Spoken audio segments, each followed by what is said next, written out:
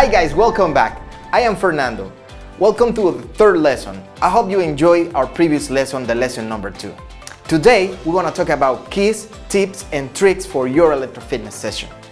So I hope you enjoy it, and I'm glad that you're back with us. In our previous lesson, we discussed the main benefits of electrofitness on the different tissues of your body. For many people, it is hard to believe that in just 20 minutes, twice a week, electrostimulation can be so positive for the health of our body. So please don't be impatient to be an expert in electrofitness. That is time, and I'm here to guide you through this beautiful adventure. You will be an expert for sure. Now let's continue with the course and see some tips, tips, and tricks that will make our electrofitness session even better. So let's go ahead and start. And now we're gonna talk about the basic and the main keys that will help you to manage your training even better. Number 1, rest. Rest is one of the most important variables in determining the duration of any training and the frequency in the number of sessions. Rest will be determine the amount of time needed between the training session and the next. Before starting a high-intensity session such as electrofitness, you must be properly rested. The benefits derived from training with electrofitness are based on our body's ability to respond to stimulation. Adaptation to stimulation is one of the principles that govern the workouts. In terms of muscle structure, adaptation is a matter of chemistry. If we don't sufficiently rest before training, we will limit our body's ability to adapt to the workout and thereby achieve the goals we have set ourselves. Our musculature is an internal architecture must be fully prepared to receive the next electrostimulation session.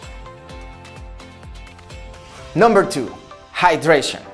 Proper hydration will allow you to perform an electrostimulation workout in a safer way, avoiding problems that derive from the dehydration. Sweating. It is necessary for the proper balance of body fluids.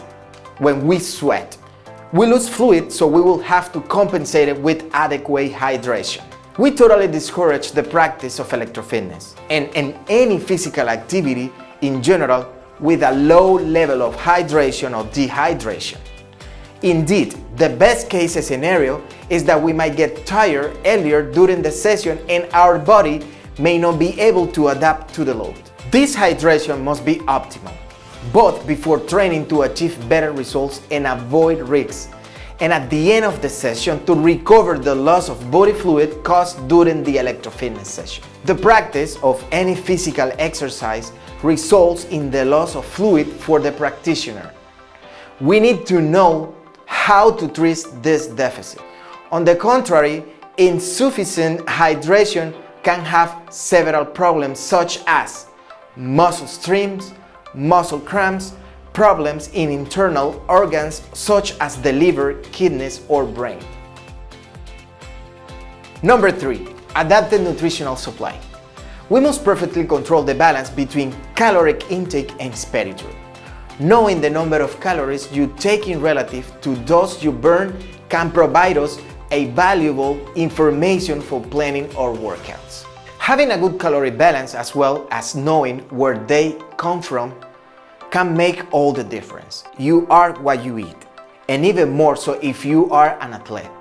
Nutrition is one of the pillars to achieve your goals. Depending on the goal set, caloric intake and expenditure must be different.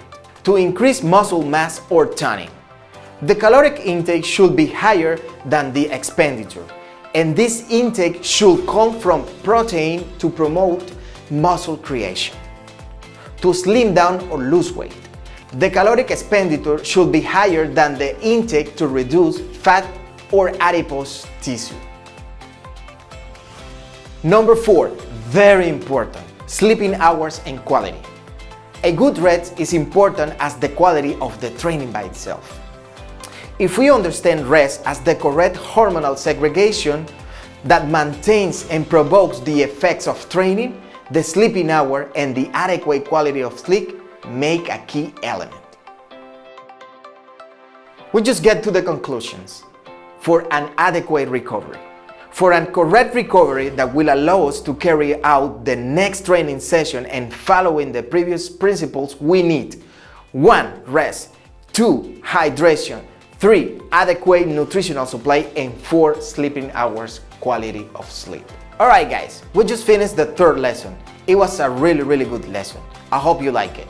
And in our next lesson, the course is very important because we want to see how electrostimulation works, the key components that make up a professional electrostimulation pack, and advice to be taken into account about all the benefits. So I'm looking forward and I hope to see you in the next lesson. Have a great day.